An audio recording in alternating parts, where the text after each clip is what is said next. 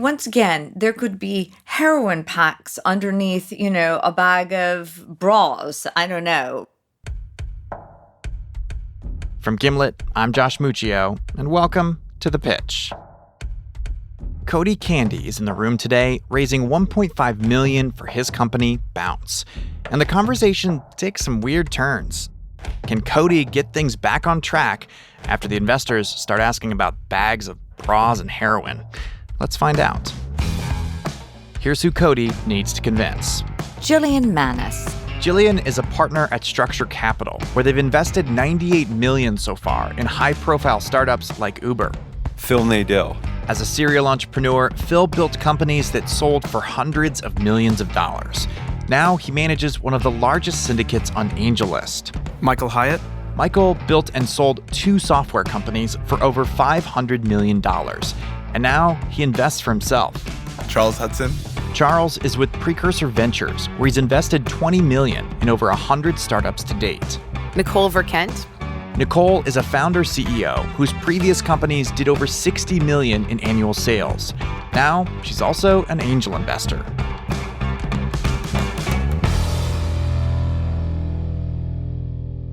All right, here's Cody. This is sort of the preface of the Bounce story. Okay. When I was doing a trip in India, I was spending 6 months there. I packed just 3 suitcases. And when I came back to San Francisco, I realized that was all I needed. Like all the other things that I had beyond 3 suitcases, it was just unnecessary. So I got rid of everything else that I owned. I want to do that. Minimalist. I really want to do that. That's right. And what I realized is people so often are spending so much time planning their days, planning their lives around the things that they own. And so that was really the inspiration for starting Bounce. And it's not necessarily to get everyone to own less. It's more to give everyone the superpower of not owning a lot. Give everyone the advantage of not being held down by their things.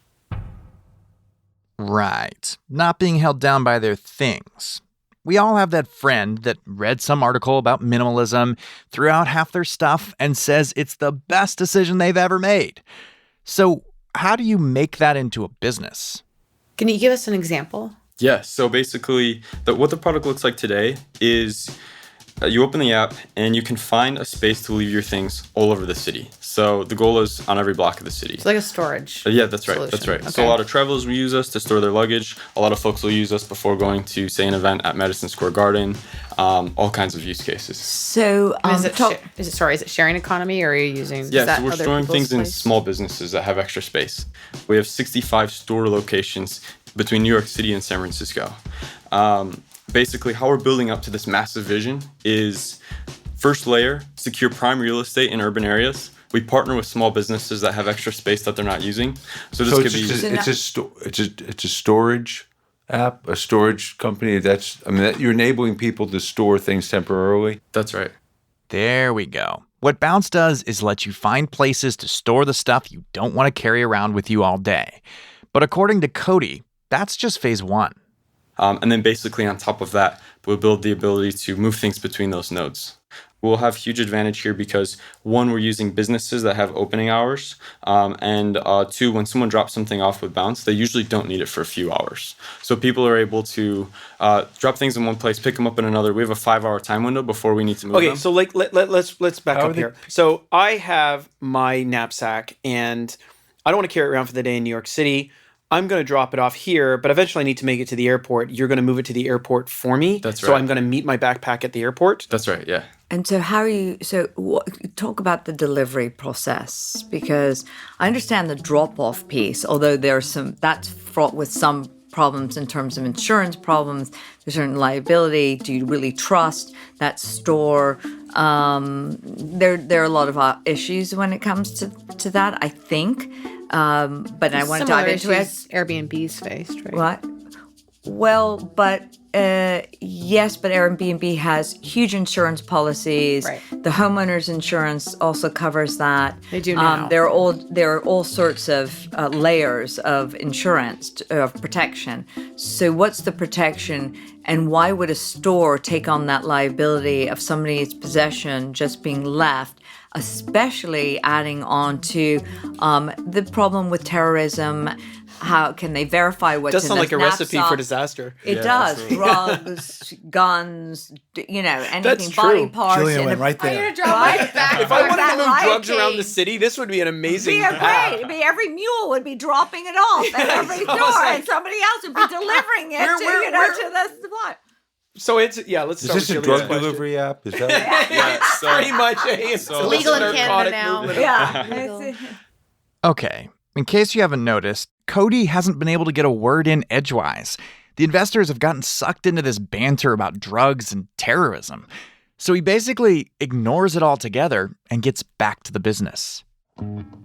I'll tell you the value props for the stores, what we do around safety and security. The product today is just dropping things off and picking them up from the same space.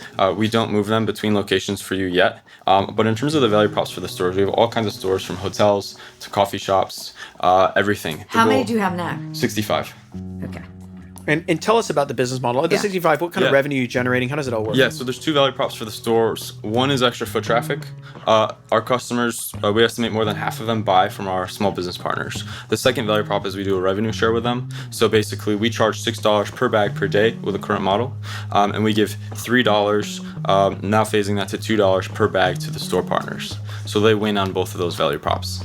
And is the $6 charge regardless of the size of the item? That's right. Yeah, as long as you can pick it up with two hands. So we do backpacks, suitcases, work bags, gym bags, all kinds of How long have you things. been doing this for?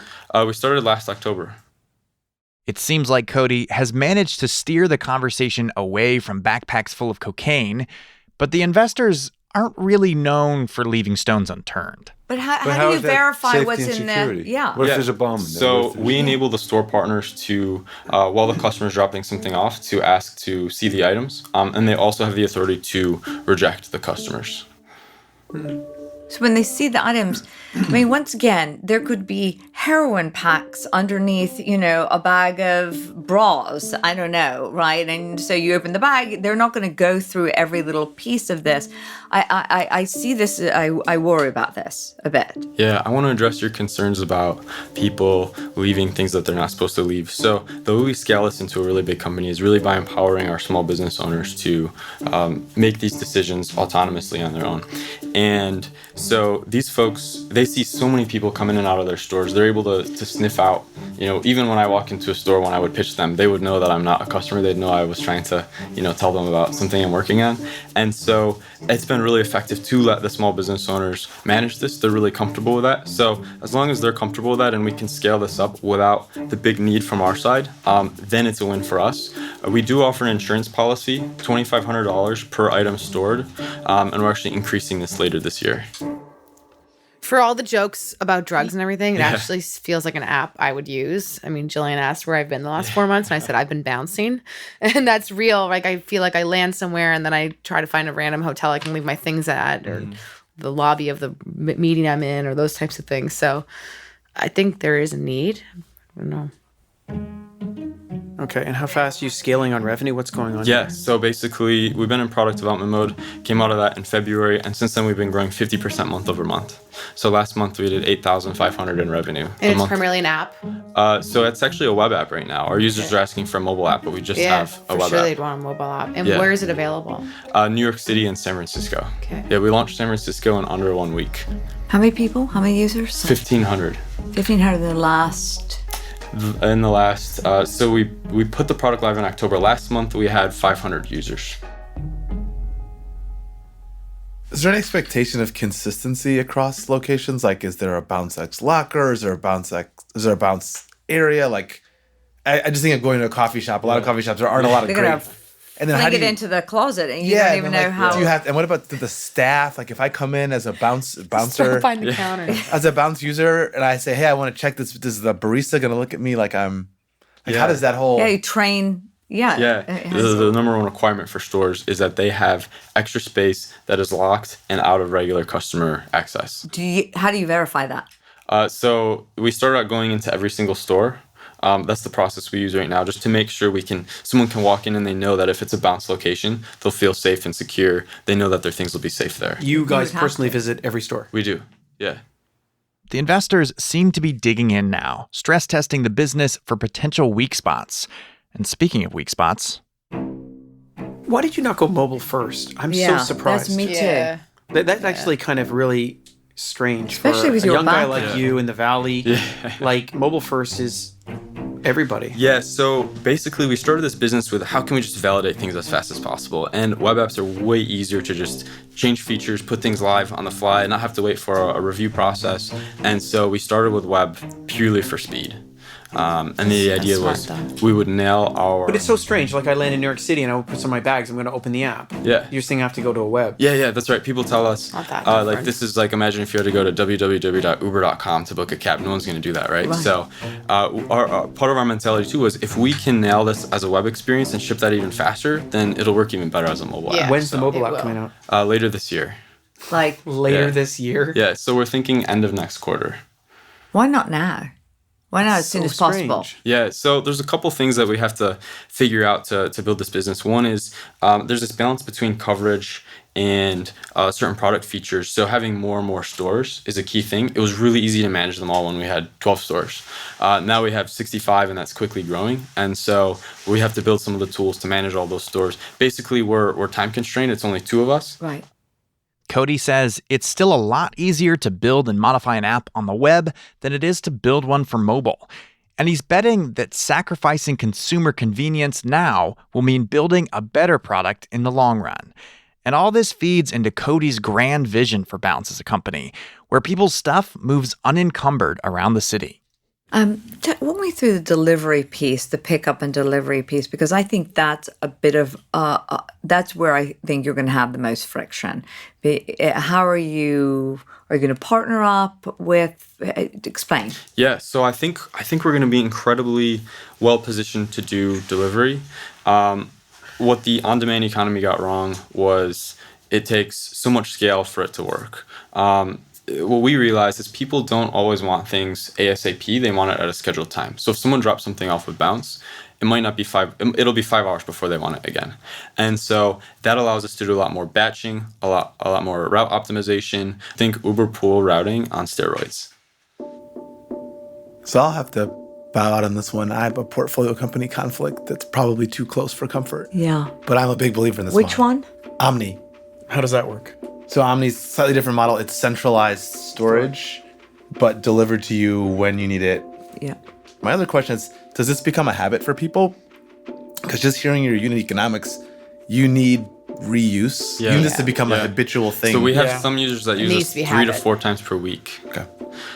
And in terms of the Omni piece, I understand where there might be some conflict of interest there. I see them as their whole focus now is to be a item rental marketplace, and so with us it's really more about creating the infrastructure for people to leave things. Charles is out, but there's still a lot the investors don't know about this business. And so how much are you raising now and for what valuation? Yes, we're raising 1.5 million on a 6 million cap. So I know it's early, but what's your customer acquisition cost on both the consumer side and then acquisition cost on the location side? Yeah, so on the consumer side, 70% of our traffic is organic search.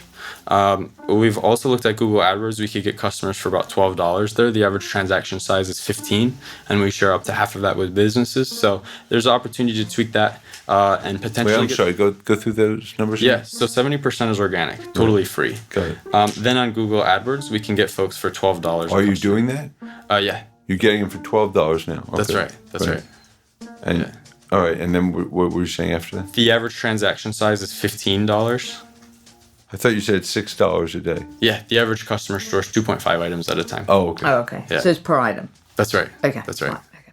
I had asked before, but what's the acquisition cost for a location? Yeah, so $350. $350. And that's paid out over time as we do transactions, so we can stay in. That's a store acquisition cost. That's right. That's right. Location acquisition, $350. Correct. It's pretty high.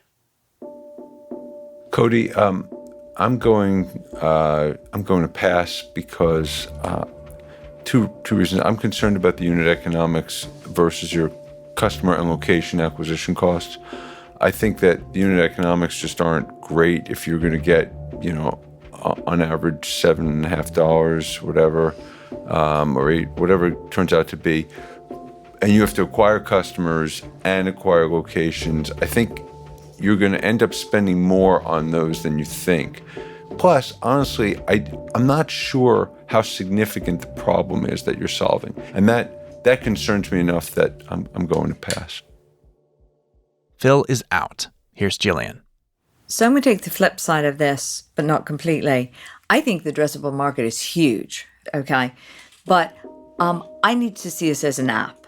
And when you have this as an app, I'd like you to come back and have this more built out and a lot of the de-risk. Yeah, so that would be me. I can't come in right now, but I do think you're onto something potentially big. Yeah, if I can just address some of those points. So in terms of the unit economics, we basically were profitable last month. We're storing over 1,000 items a month, and this is pre-mobile app. So Well, and you have very low overheads. We have extremely low overhead, and I think that's the beauty of this model. We're able to scale this. We'll be in 10 cities in a year with very minimal costs. And so we could take this really big, really fast with not a ton of capital. I can see the minute you started talking, despite us laughing about drugs and those types of things, I could see myself using it, which I think is really important. So I could see myself actually using it. I see that the trends are definitely there.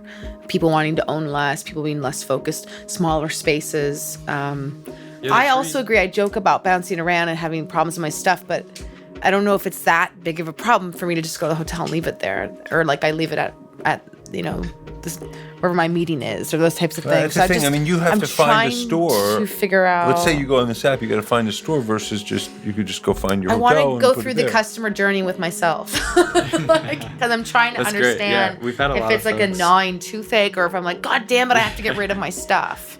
So in summary, I'm going to pass right now, but I'd like to use it. Nicole and Jillian are out, which makes Michael the last investor standing. Yeah, so I like you a lot. I like the way you answer questions. I think you're very, very logical, and you actually have some counterintuitive thinking, which I think is going to make you very successful. I'm still stunned that this is not a mobile first thing, and I still can't get around your answer that it's going to be a couple of quarters or whatever. Like I can't fathom this. I don't understand this. Because it's the only way I want to use yours. I wouldn't use your product at all if I had to open up a web page and do that. I just don't get that. But I think that I think you got something here, but I'm going to be out for now. All the investors have passed, and usually this is the point where the founder packs up their bags and says goodbye. But Cody keeps pitching. So in addition to the money, one of the things we're looking for in this investment round is partnerships. Yeah. So folks who have a lot of retail connections, and they can help us flip some of these connections really, really fast. Yeah. If we Like could a get chain, one of these like a big chain of guys. stores. I'm not Yeah. convinced a big retailer is going to do this with you. I think it's the all mom the and little pop stores guys. that don't have to go through. I mean, the amount of stuff that you're going to have to go through to an insurance and probably with a 7-Eleven is just I'd be shocked if they'll do it. Actually, That'll be I an think- 18-month-long sales. You're telling me cycle. that a big chain signing you Yeah, up? we actually had Kmart reach out to us and say, "Hey, we're Kmart. interested." Yeah, brick and mortar's They're dying, still right? alive. Are they They're still they're around? losing all They're their customers, yeah. and so they're desperate for traffic. Well- so they come to us. And UPS, they have all kinds of add-on services like passport photos and fingerprinting services. They're looking for these add-on businesses. You like it. Is it the? I do like it. I know you do. I know. I like it. I actually do too. I like him. I like it. I'm killing myself. Like here. this is one of these things where Okay. you want Out to of go all in, your don't you? I wanna investments, go though, in. your Yeah, second don't you? I know you do. I know you're changing your mind. I am. Charles, do you want to chirp up? You can't I because have Omni, the but same. I worry about the Omni thing. But if you weren't an Omni, do you like this? Most things I've seen with travel, with a few exceptions, you don't get repeat usage because aside from the hardcore business traveler, it's just not a. So if I could get comfortable that there's a regular, like in the city, like, hey, I came from Equinox or I came from the gym and I'm going to meet my friends at the bar and I don't want to carry my gym bag and for $3 I can leave. If I had some better sense for how you build repeatability outside of travel, I think I could probably get there because I think the barriers to entry are low, but you're not going to have a lot of competition because it's kind of a wacky idea. one person said to me that the businesses that you roll your eyes at, right, are the ones that Yeah. ultimately are the best. the people that have the most ridiculous ideas are the ones that you should pay attention to the most. Ergo, Airbnb, and all those others. We do have a trusting economy. We have the sharing, the trust. I think it's built in there. I'm going to reverse because everything we've brought up, everything we've hit you with, you've seen all these different issues. I'm going to go into for 100,000. And you know why? Because you believe in you believe in this model.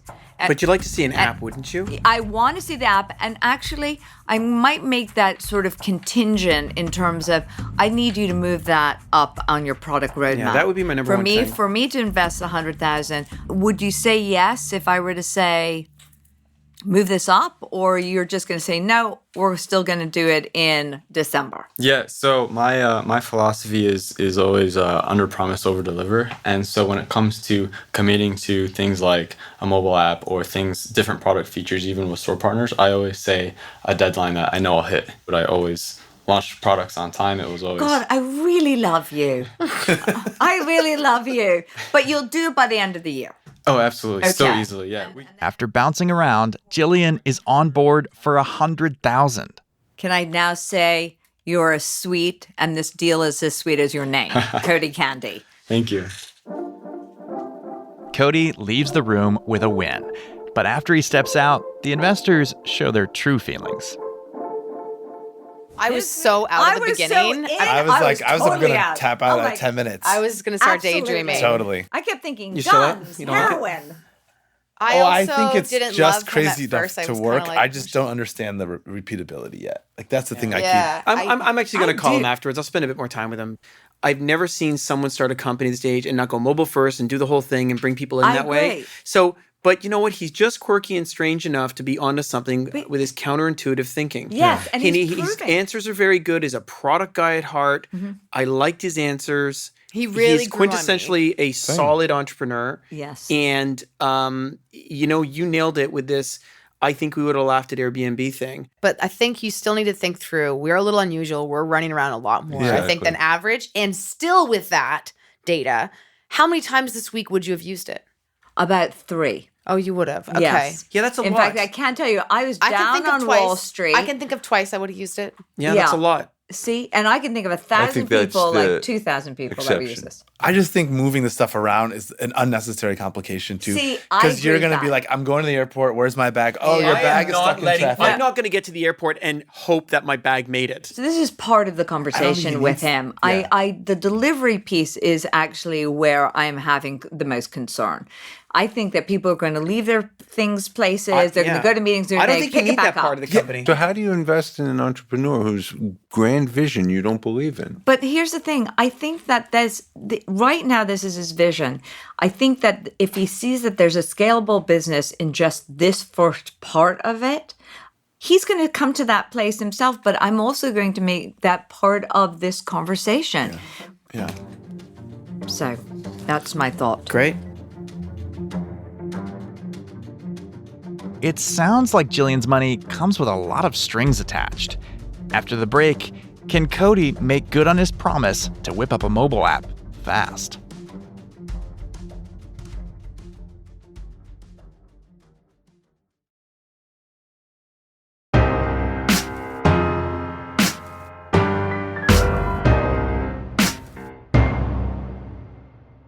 Welcome back. A couple months after Cody's pitch, I caught up with him to find out what was going on with Bounce. And I had one big question for him.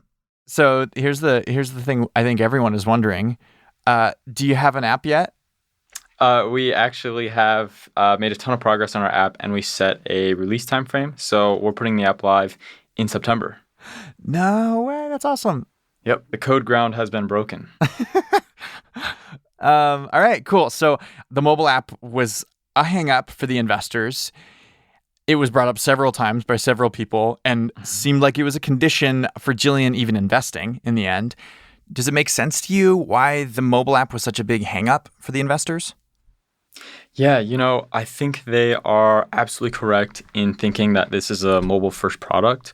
But I also think that starting with the web app enabled us to get off the ground a lot faster and make mobile app development a lot easier. Yeah. And so in this case, it's really not about delivering right off the bat the perfect experience. It's more about proving out, will people store their things with strangers? That's a crazy idea, right? So being able to prove that as fast as possible is more important in the beginning than proving out, can we build the perfect experience for someone? And actually, speaking of handing things over to strangers, the investors brought up really early security concerns. And like Jillian actually had concerns about people using Bounce to transport heroin. And then she even brought up terrorism as a concern. You know what? I think we've been lucky enough that a lot of companies have solved this before us. Airbnb being the key example. A lot of things that could have gone so badly there have gone so badly. And so there are literally these big insurance companies, they literally have practices now just for the sharing economy. And so when I think about questions of security for Bounce, I think, are we doing anything more inherently risky than options that drug dealers or tourists would have today? And if you think about a store like UPS, for example, we're not doing anything more inherently risky. Interesting. And one note there that I'm really excited about actually is Jillian put me in touch with the general counsel of Airbnb. He's actually joining our round, and he put me in touch with the head of insurance. What? Yeah. Wait, this is like her significant other. This is her partner. That's right. Rob. Yeah, Rob Chestnut. And he put me in touch with the head of insurance at Airbnb, and his name's George, and he's been so incredibly helpful getting me the right contacts and helping us really get a premium insurance offering for our customers as we scale this up. Wow, that's huge. Yeah, Jillian's been amazing. So in the room, you got a commitment for $100,000 from Jillian. Yeah, it was a little quiet after the pitch, and then we got Jillian on board, and we actually got Michael Hyatt on board as well. Wait, what? Yeah. Oh, you didn't know this? What? Yeah. He said it might actually be his first investment off of the pitch. It is his first investment off of the pitch, but he didn't invest in the room. Yeah, that's right. He came up to me afterwards and he said, hey, keep me posted with the round. And then I think Jillian and him were talking, and Jillian must have gotten him really excited about it. So he came in. Wow. Oh my gosh, that's crazy. Okay, how much did he put in? He put in 50. Great. All right, so Jillian ended up coming in for 100,000? Jillian said she was in for 100,000. We did a close on Friday, and the wire with her name came in for 75K. And then Rob, her partner who runs general counsel at Airbnb, came in for how much? 25K. Oh, well, there's your 100 from Jillian. Yeah, exactly. So then did you close out the rest of the round? You were raising a total of, was it 2 million? So we've been wavering between 1.5 and 1. Okay. So basically what we decided with Jillian was 1. Then all of a sudden the round started heating up. Once I told other investors this was happening, then all these people who were sort of on the bench came in. And basically we did our first closing on Friday, got most of that closed. We're super oversubscribed for the rest of the amount. There's 375K left. So talking to a number of folks to do a second closing in the coming weeks. Wow. That must feel amazing. Yeah, it's really cool. On Friday, I logged into the bank account, and every time I hit refresh, the balance would go up. It was at 100K at first. Then it was at maybe 150K, then 300K, and then 500K, and then last time I checked, it was in the 600s, and it just keeps going up. Wow. So where do you go from here? What's next?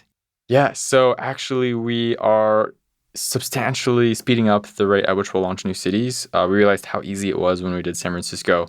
So we have an intern this summer who's launching DC for us. That's coming in August. In September, we're launching Chicago and Boston. Of course, we're launching the mobile app in September, and we'll just continue to grow Bounce as fast as we can and really drive towards those features that bring us closer to that big vision. Yeah.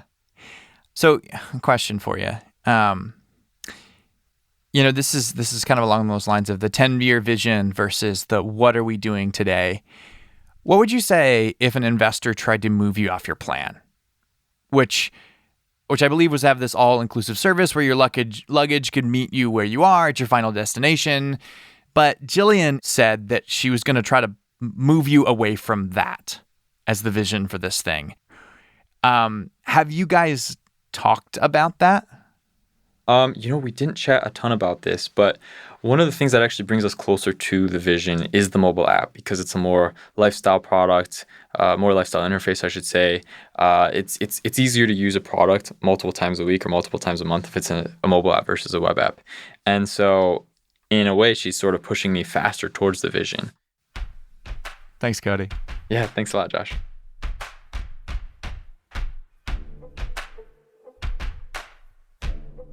Watching this pitch play out was really interesting for me because when I first spoke with Cody, I was looking at bringing on another startup that was literally doing the exact same thing in New York for $6 a day, just like Bounce. And the reason I chose Bounce over the other company is Cody had this grand 10-year vision.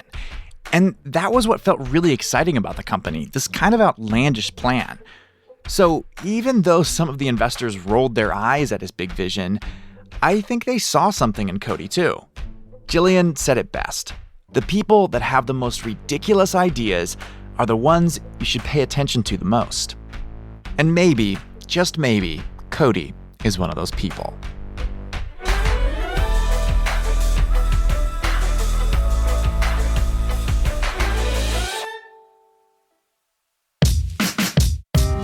Our show is produced by me, Josh Muccio, Molly Donahue, and Kareem Maddox.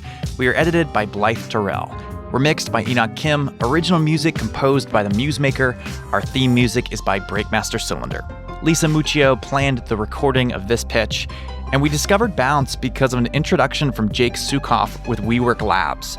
If you're a startup founder who's raising funds, you should definitely apply to pitch on our show. You can go to thepitch.show/apply to do that.